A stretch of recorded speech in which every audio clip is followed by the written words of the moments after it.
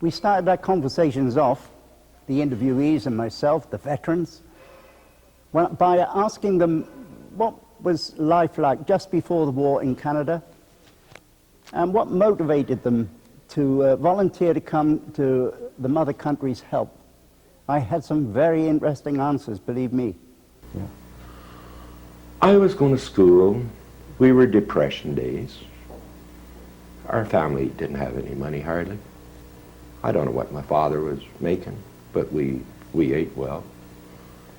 And there was not much future. I couldn't see my parents putting me through college or anything like that. At that time, we didn't have the money. And I think I was tall, quite athletic. And people did quiz me, you know, when I was 16 years of age, how come you're not in the services, you know? In May, another exercise gets underway. It is a full dress rehearsal of the forthcoming invasion from the West. For 4 long years, Canadian troops have been training for a crack at the enemy. Now they are reaching the final stages of perfection. Practice makes perfect in the grim game of war. Heartbreaking weeks of toil and sweat familiarize every man with his job. There will be no mistakes. The Spitfire, the savior of Great Britain, the Isles. It beat the Germans hollow during the Battle of Britain. A magnificent aircraft that never let us down. The men who flew these were individuals.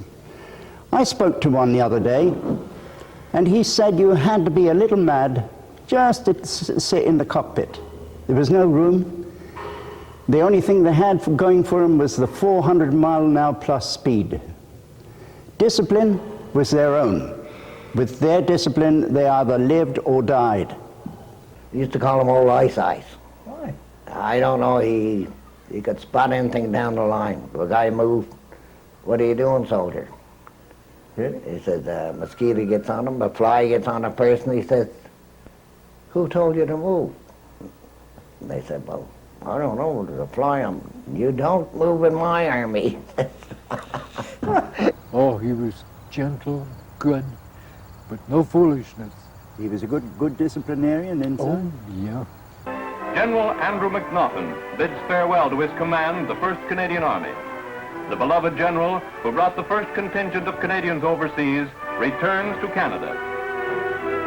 As plans for the attack from the west shape up, General Quirard is brought from Italy to take command of the 1st Canadian Army. In April, Prime Minister Mackenzie King arrives to attend the historic conference of Dominion Premiers. He inspects Canadian units throughout the United Kingdom.